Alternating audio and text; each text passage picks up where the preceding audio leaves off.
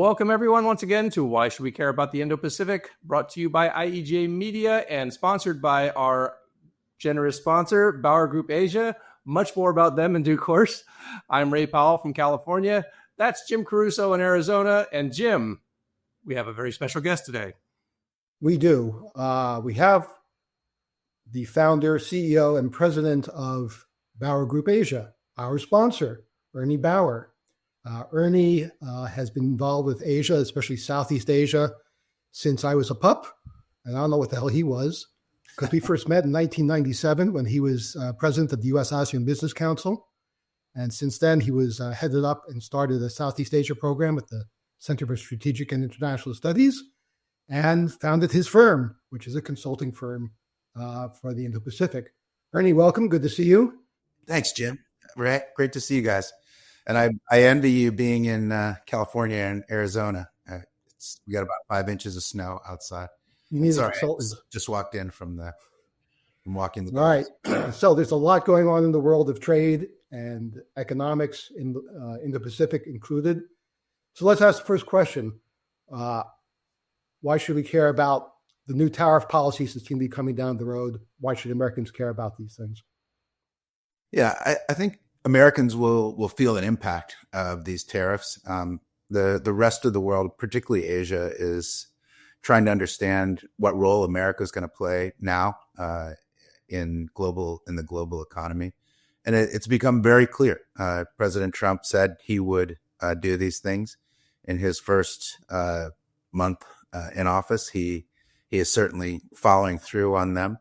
The world takes this seriously. I think even our allies in Asia, like Japan, Korea, the Philippines, Thailand, and the countries that are working very closely with us, should have mentioned Australia as well, but countries like India are seeing in America that is, in their view, sort of retreating into an America first approach.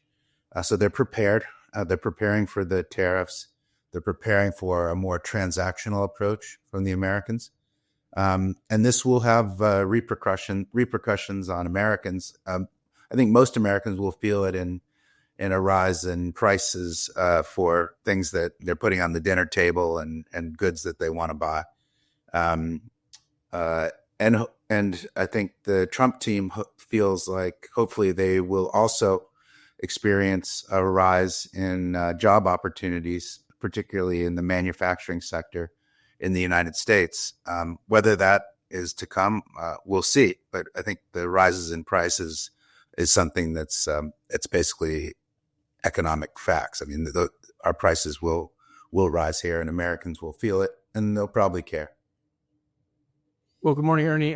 So I understand, this is not the first time that Trump has been president. This is not the first time that we've had tariffs on steel and aluminum. What has been in the past? What have we seen when you take something sort of as fundamental to manufacturing as steel and aluminum, you put tariffs on them? Have we been able to discern an effect on the American consumer? And yeah, this is an Indo-Pacific podcast. Have Indo-Pacific countries sort of, when they've experienced this before, what has generally been the result of these tariffs in the past? Yeah.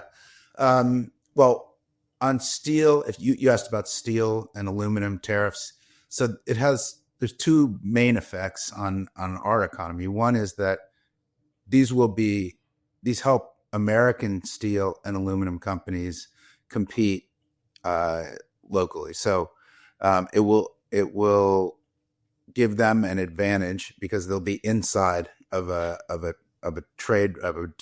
tariff protected market. So they'll have a pricing advantage over foreign steel, and they should be able to, if these tariffs hold, they should be able to compete at better pricing. And if the tariffs remain long enough, they could make decisions on new investments to increase manufacturing in the United States. By the way, in terms of Asia's perspective, you asked about that. If these tariffs are long-term and if they're going to hold, then that might influence Asian steel and aluminum manufacturers to invest in the United States as well. But what we've seen before when we put these tariffs up, this means that in the near term, American manufacturers who use steel and aluminum, and with obviously those inputs are used in a lot of things like cars, motorcycles, electrical machinery. So these are major areas in the United States that will increase the cost of people who make these things and either make them here in America or ship them into America. So expect the price of consumer goods, including things like cars, to cost more in the near term and for the medium term as well, in the next 5 to 10 years. How have you found American companies looking to export to Asia responding to the threat that these countries in Asia will slap reciprocal tariffs on U.S. products in return? Are they investing more in Asia to deal with this? Yeah, they will. I mean, there's a big question, Jim. I just got back from Tokyo a couple of days ago, and I've been in the rest, traveling around the rest of Asia this month too, in an earlier trip. I think they will have to respond with tariffs of their own.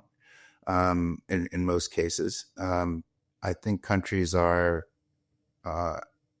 looking at a new normal where you have to protect your own market and try to promote foreign investment in that market. This is terribly inefficient for American exporters and American companies that are trying to work around the world and take advantage of that competitive advantage that we have, because American companies have done well over the last 3 decades in terms of being a very competitive group of companies globally.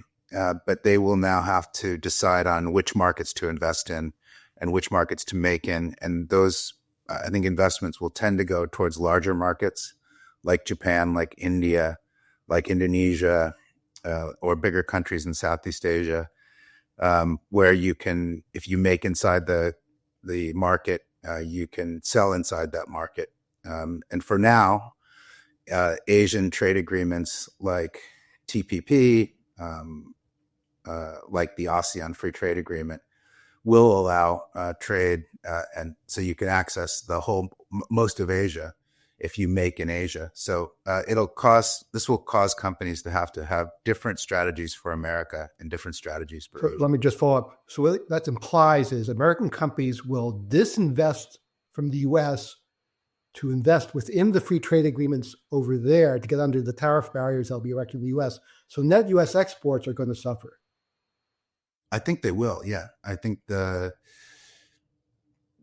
be 2 strategies. I've never seen American companies having to think this way, but we're all in the midst of understanding whether this is a new normal or this is a short-term period in a sort of a U.S. political cycle that will have big impact on economic cycles. If it's what they're thinking about is they're literally looking at America as if it's almost a foreign market, a big foreign market that's putting up tariffs. So you have to have a U.S. strategy, but you have to have rest of world strategy as well. But now these are, instead of working together as sort of a global approach, you have you're having to think about what's our U.S. plan, and then what's our plan for the rest of the world. And this is causing a lot of reworking of corporate strategies, and companies are just in the midst of this and trying to understand what's real, what's going to be sustained, and then how to adapt to it. So when we've heard about tariffs from Donald Trump and his senior officials, we hear a variety of different reasons that there are tariffs. Some are just tariffs are good.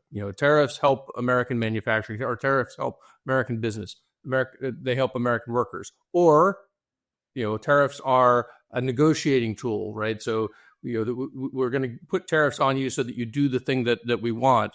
Yeah. Whether you be Colombia or Panama or China and Mexico. Right. Or tariffs are a great way to raise revenue.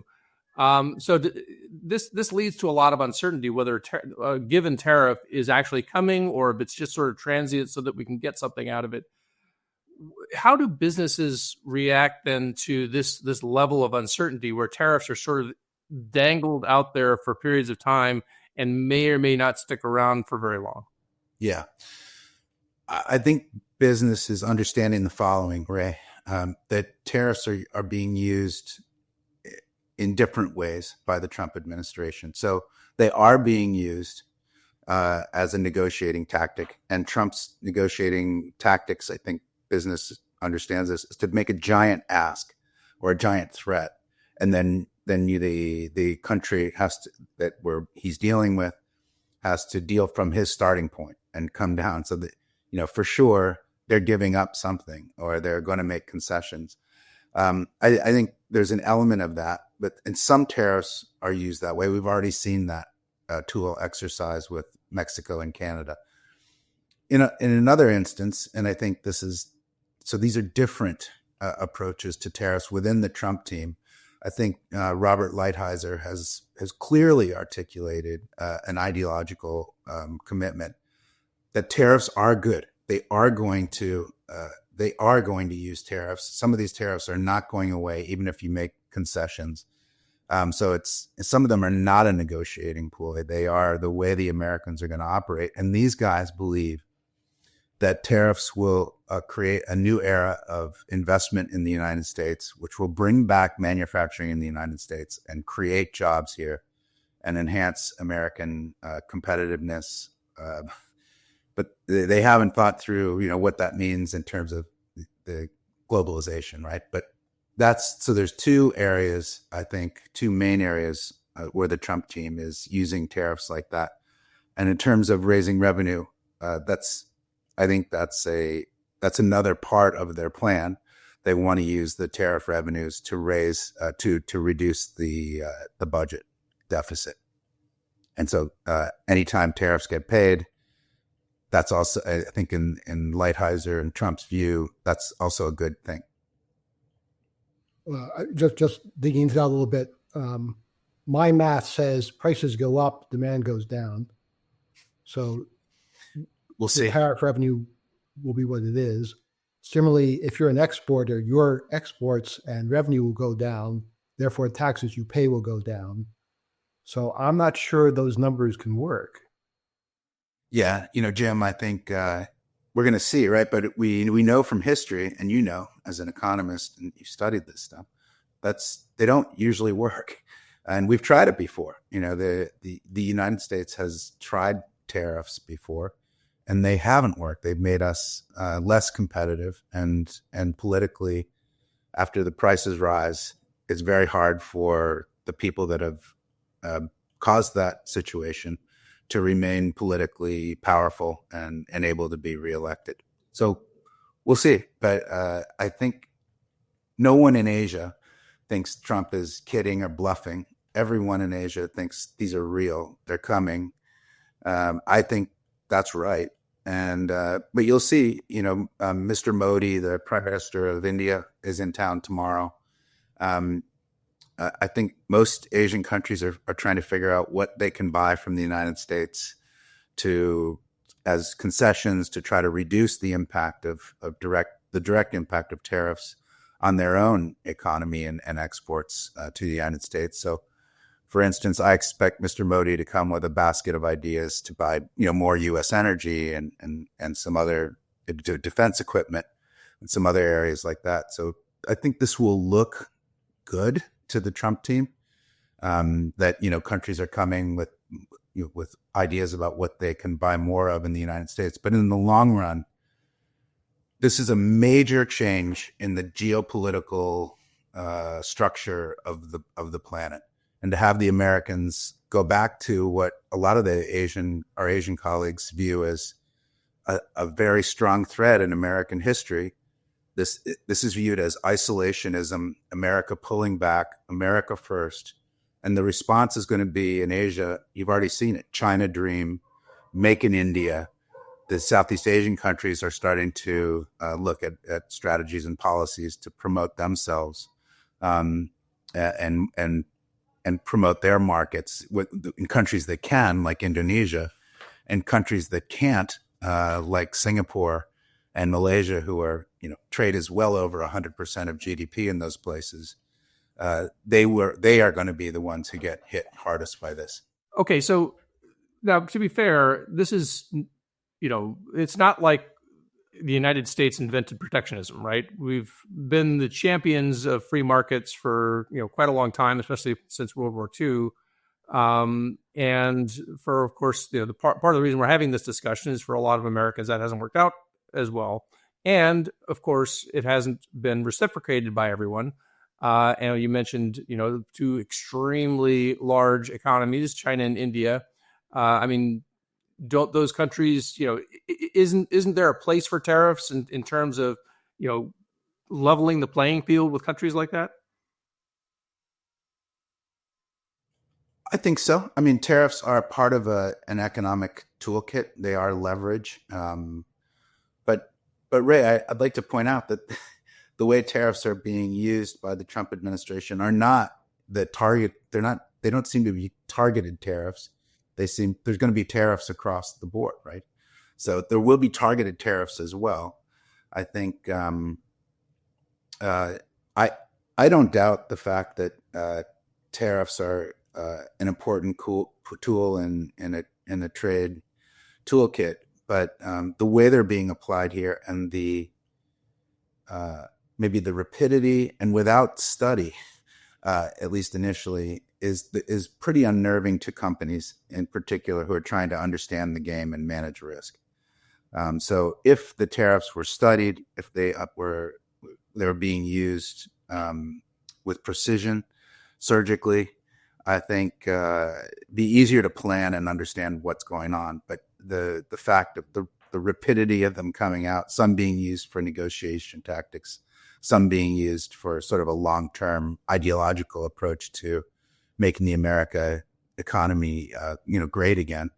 It's causing a lot of chaos right now. And it almost seems like that's part of the Trump strategy, although I can't myself understand what the value of that would be.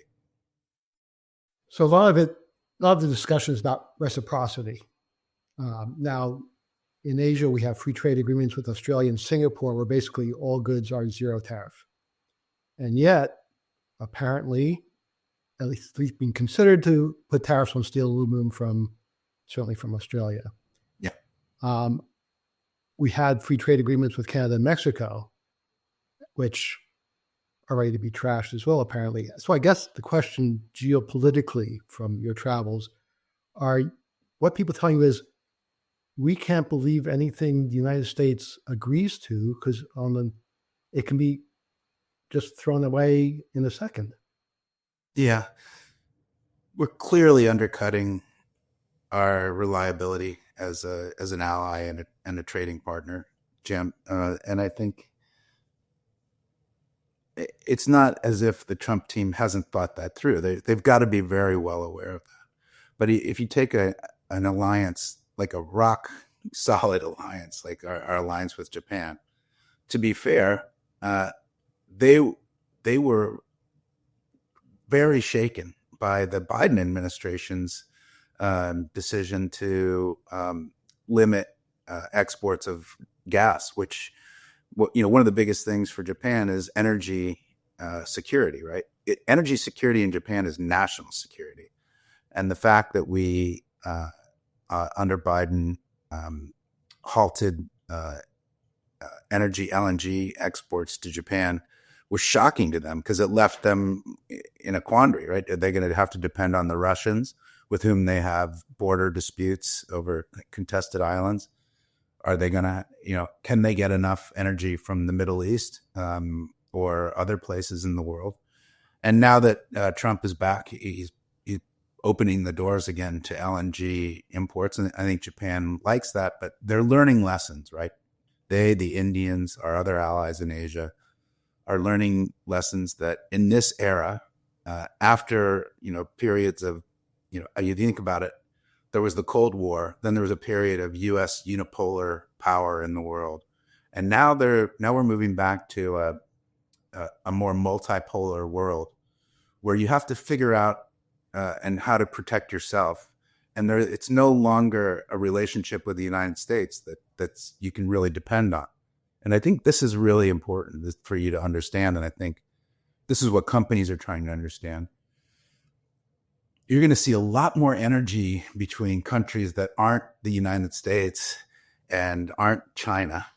So the middle powers will, I think, grow in importance here. They're going to start to work together more aggressively. And Asia and Africa, for instance, are working more together. They're sharing, their trade is increasing, investment is increasing.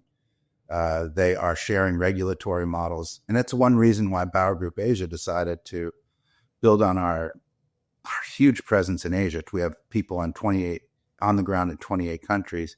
Now we have people on the ground in 5 countries in Africa, and we'll grow the Africa network to be the size of the network in Asia over the next 10 years. But this is the action now. It's between, some people like to call it South-South cooperation, but I like to call it sort of middle countries who aren't these great powers, who are trying to figure out how to depend on each other to build resilience and dependencies that won't depend on a continuity of American policy or Chinese policy, for that matter, and give them different options. So we're entering a whole new world in this sense. And so when you talk about this new South-South cooperation, what are the industries that are sort of leading that transition? What industries are benefiting and moving quickly into this new world? Yeah. Thanks, Ray. Tech it can move fast. It doesn't have to put things into the ground necessarily, although data centers are moving into East Africa from India and other places. Even American companies are building them there. So tech will lead. FinTech is moving fast, and finance will follow that very quickly. Energy is moving quickly. And things like, people are thinking ahead about where they're going to source key inputs for their own manufacturing. So things like metals, critical minerals, these are areas that the rest of Asia is waking up and finding the Chinese are far ahead, for instance, in Africa. And so we're working closely with the Japanese, for instance, and the Australians in sort of a quad-like approach to Africa to find out, where we can compete and should make sure that countries who are democracies and sort of rule of law based countries have access to these key inputs over time as equally or better than the Chinese do in places like Africa and Latin America, for that matter. Well, companies in, say, Southeast Asia have a limited amount of capital available. Are they going to have to decide whether they invest in new facilities in the U.S. to get under our tariff barriers, or in Africa or other South-South investments, or is there enough to do both, or are they going to choose? They're going to have to choose. And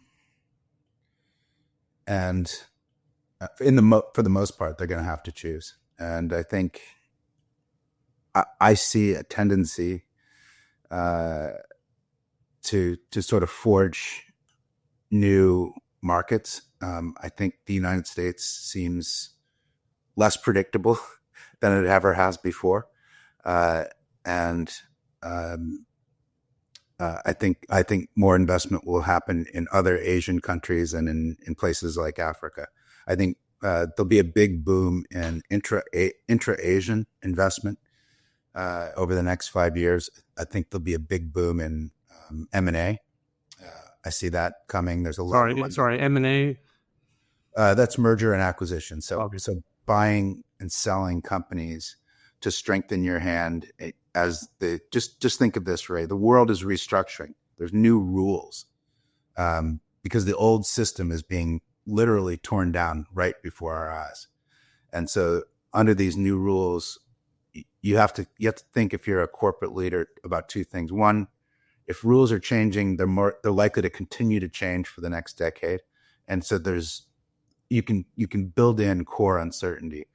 But what can you know for sure. And what can you invest in that you think where there's some amount of control that you have into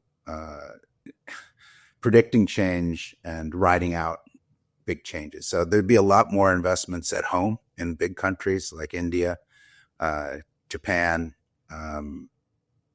China. And I think you'll find other Asian countries like that Jim asked about, Southeast Asian companies. I think they're likely to look for investments in places like India and Japan. I'm seeing a lot of Taiwanese investment coming into Japan. It's a big part of our business now. We're working, helping Taiwanese companies, sort of move some of their tech supply chains from China into Japan, into Southeast Asia. And some of them are coming, also putting some money into the United States too, which is, it sort of makes sense if the United States is going to be a giant market protected by tariffs. And isn't that sort of part of the theory of the case, is that, by putting on these tariffs, we're going to have these countries invest inside the United States, employ American workers, all of that? Yeah. I mean, I think investment in the United States has skyrocketed. It skyrocketed under Biden because of the IRA. Inflation Reduction Act. Thank you. And, that was the carrot. That was sort of a carrot approach. Now we're having the stick approach, the stick being tariffs. Sorry, and just what was the relation between the Inflation Reduction Act and other countries investing in the United States? Well, what Biden did was put billions of dollars, made billions of dollars available as incentives to invest in the United States if you were investing in energy efficient or green energy sectors. And that drew a lot of investment in. Also in the semiconductor area, as you know, the Semiconductors Act provided a big incentive for the top-end global semiconductor companies to invest in the United States. And that saw massive new investment by particularly Taiwanese and some Japanese and Korean companies in the semiconductor supply chain in the United States as well. So as we discuss more investment in the U.S., more manufacturing in the U.S., are you hearing any concerns from your corporate clients that labor unemployment rate is around 4% now? We're going to tighten up immigration so we can't bring in new workers from abroad. Are there going to be enough workers to staff this new investment manufacturing facilities? Yeah, I think it'll be a massive challenge. And at the same time, we seem to be cutting support for U.S. universities. So, you asked about whether the math adds up, Jim. I don't know. I mean, I think there should be a massive investment in Americans skilling up if you're going to invest in enhancing U.S. or a return to U.S. manufacturing. And manufacturing isn't what it was. When our parents, were living in the boom days of the glow of the aftermath of World War II. Manufacturing now is high tech, and manufacturing in many areas is less people intensive, and I think you'll see a lot of that, the impact of tech and AI in that sense. So maybe there's some counting on that this will be involve less jobs for people, but more investment, more capital investment in machinery and systems that can do the manufacturing. So maybe that will alleviate some of the pressure on the job market. So you mentioned Taiwan beginning to move some of its operations or some of its manufacturing and such. Yeah. Are there countries or sectors, well, specifically countries, are there countries that could stand to kind of be winners in all of this by being well positioned to take advantage of opportunities that this new regime might sort of force into being? Yeah, I think so. I mean, as I mentioned, I think it's countries that can grow their own manufacturing and investment and are less dependent on trade. So those are the big countries. They're countries like India, like Japan, in certain areas, but it's hard to say in totality, right? Because Japan is very dependent on things like imported energy. India is also very dependent on having access to energy. The Indians, for that reason, and others, historical reasons, have kept relations with Russia and Iran pretty open, and it's to the chagrin of American policymakers. But that's not going to change. In fact, this kind of approach by America will deepen India's conviction, for instance, that they've done the right thing from an Indian perspective, because countries are forced to think now, how do I protect myself? How do I put Japan first? How do I put India first? How do I put Indonesia first? And they're going to play that calculus will be different in every country. And there's going to be new rules that American businesses and others are going to have to try to figure out as the countries adapt to the new geopolitical normal. Let me change the subject just a little bit. Sure. The Foreign Corrupt Practices Act has been U.S. law for 50-odd years, prohibits U.S. companies from basically engaging corruption overseas or having others engage in corruption for them. President Trump announced this week that it puts U.S. companies at a competitive disadvantage, therefore will suspend enforcement of this law. What do you believe that analysis is correct, and how do you think American companies will respond? I was shocked by that. I mean, I think, honestly, I don't know who he's getting his information from, but American companies, the fact of the rule and the ironclad enforcement of foreign corrupt practices, I think actually made us more competitive, because we knew, any American company knows, you can't play the games that others can play. I think most of the countries that we work in know that these rules are in place, and so they don't even ask American companies. That means that some projects that are being managed by governments that have corruption or corrupt officials, they don't look to the Americans for those opportunities. So we lose some business on that. But in my view, businesses built on corruption tend to be exposed, and they don't work. They cost a lot more. You basically have a business plan that has a big gap in it, because corrupt money has to be paid to build these things. And I think one of the greatest advantages of American business is that we are not corrupt, so we don't waste money like that. And the partners that we work with know we don't. And so the projects we invest in are based on sound market principles, because that's the only way you can sustain investment and make money. So if you look at our competitiveness against the Chinese and say Southeast Asia or Africa, okay, Chinese investment has skyrocketed of late, but it's using some of these tactics, so it's very expensive investment. It's not market driven in all cases, and they are basically choosing investments that they think are strategic, and they're going after them and buying them. So they're paying more than they should. And I think we've seen some of this in the past. Eventually, this giant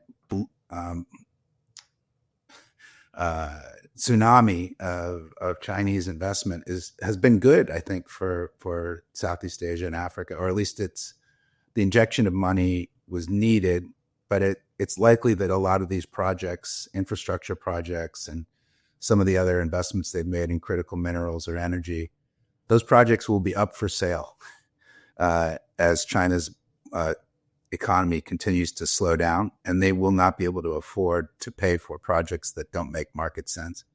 So I think there'll be a lot of rationalization of those investments over the next 20 years. And American companies, if we could hold to our principles and a market-based approach, and I don't think any company is going to take President Trump at face value and change their policies about foreign corrupt practices.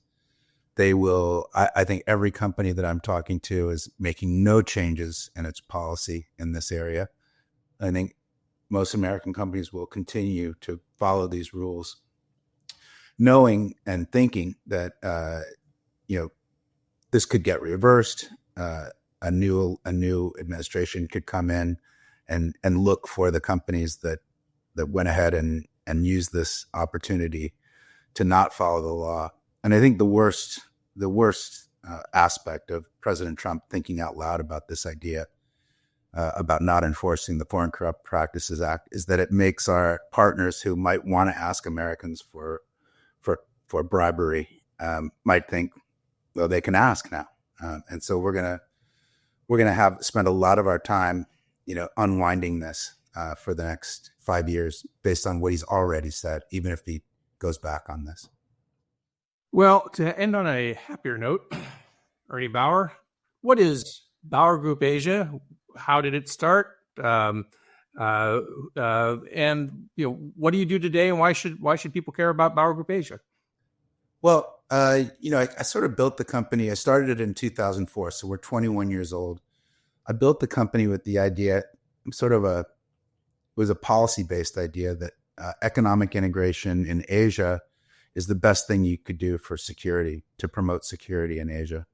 And I believe that investing in one another's countries, trading with one another, learning about and respecting Asian cultures and having them have more connections to the United States was the best thing I could do as a person to promote peace and prosperity and deeper understanding between Americans and Asians. And I think that model emphasizes people and trust.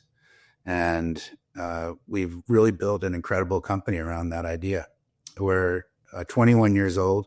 We have offices in 28 countries across Asia and 5 in Africa. We have 235 people working in those offices, and I see that number doubling in the next several years.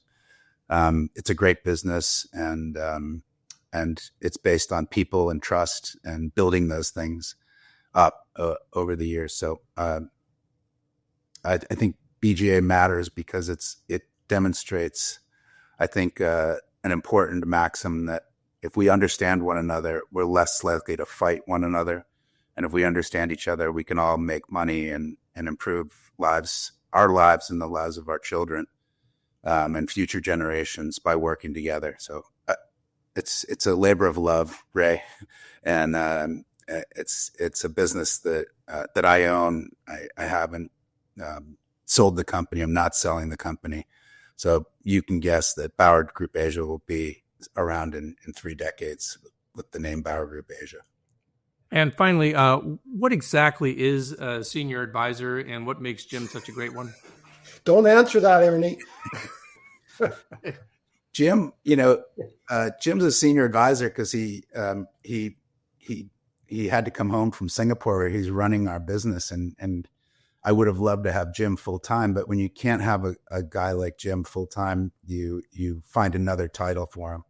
And senior advisor is pretty darn good. Somebody like Jim Caruso, who spent a lot of his career in Asia and Southeast Asia, he always had a great reputation for working with companies, working with Asian stakeholders. He's really smart, an investment banker who decided to invest his life in government service and serving the country.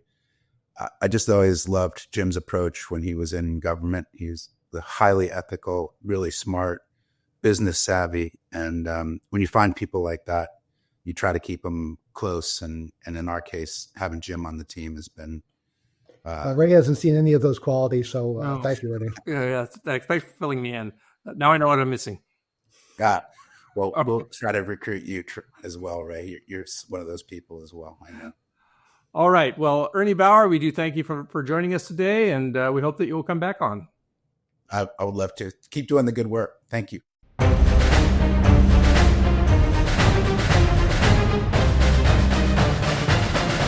All right, Jim. So we ended up with that discussion about the Foreign Corrupt Practices Act. Actually, I was pretty surprised to hear about that. I always, again, I'm not a businessman. I've never been really involved in that sector at all. But it's always been my impression that American businesses really like the fact that they don't have to worry about about when the foreign official comes to you and wants a bribe, it's easy. Sorry, I don't want to go to jail, right? I don't want to lose my business. I always thought that they kind of liked the fact that they were protected by the law. That is absolutely correct in my experience. I was in the economic teams in places like Indonesia, which aren't exactly known for transparency.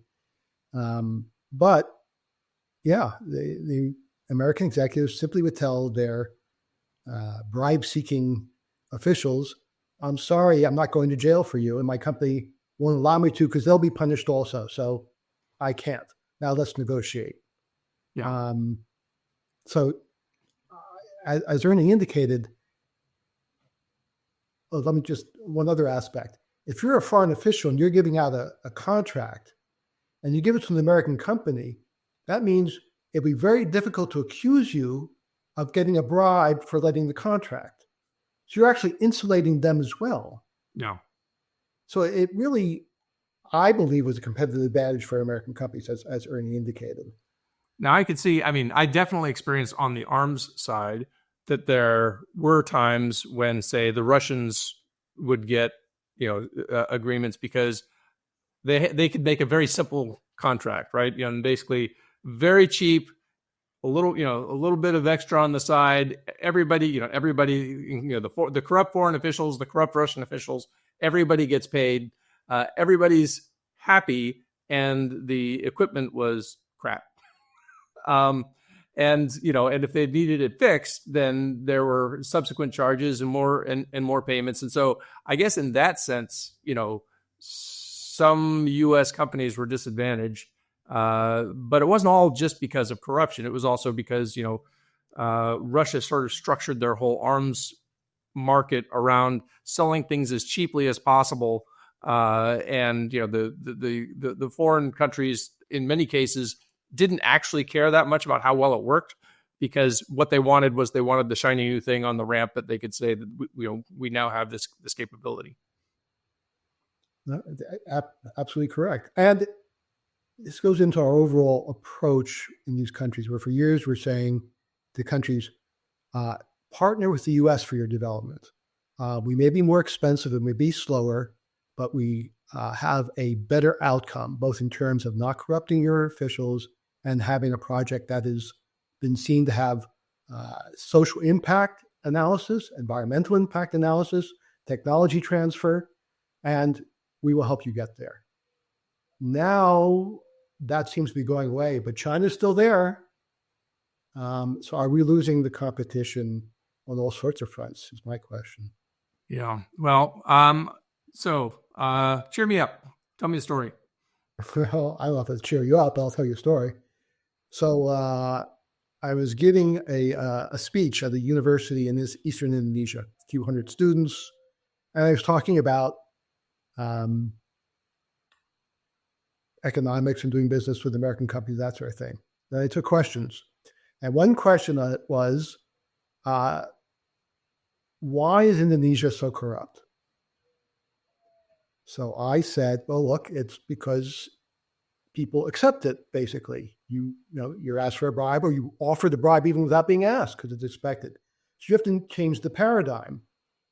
And one way you might want to do it is the way they do it in India, where they have a website called IPaidAbribe.com, which is a great name, where if some official asks for a bribe at the driver's license office or wherever, you would take a picture of the guy and post it on the website. Wow. So I explained that, and the reaction from the audience was outrageous laughter. Because what they said was, no, you don't understand. We'll never get our driver's licenses that way. Yeah. Well, I mean, that's kind of been experienced, around the region, right? It's when bribery is commonplace, it's the grease that oils the gears, right? It's actually what makes the system as it is work, because the system is so used to bribery that it just doesn't work without the bribe. I was talking to an Indonesian cop who accidentally asked me for a fee instead of a ticket. And I said, well, why do you have to do this? Well, So, oh, you don't understand. If I didn't ask for bribes, because we share all the money we take with our group. Oh, So if I don't get my share, I'm letting down the group. And, our salaries are really, really low. So it's actually baked into the salary structure. yep. So Yeah. it is a problem. Sort of like when you pay your restaurant workers the minimum because they're going to get tips. It's sort of the bribes are the tips of the government workers. So next time my waiter comes for a tip, I'll say, so I don't engage in corruption. And I'll mention your name. Yeah. All right. Well, Jim, thank you for that. And thank you to Ian Ellis Jones, our producer and the founder and CEO of IEJ Media. Please follow him on his X page at Ian Ellis Jones or on LinkedIn. If you enjoyed this episode, hit the subscribe button. That helps us out. By the way, Jim, I think I saw today that we just passed 12,000 subscribers. You should subscribe because you want to hear more content like we had today. You can also, of course, get us on all of your streaming services, wherever you like to listen to your podcasts, Apple Podcasts, Spotify, etc. Follow us on LinkedIn, follow us on X, email us, Indo-Pacific podcast@gmail.com with any sort of questions or suggestions. And of course, we do thank our sponsor, BowerGroupAsia.com, which is where you can follow them and learn more about what they provide. For Jim and Ian, I'm Ray, and thanks again for joining us on Why Should We Care About the Indo-Pacific?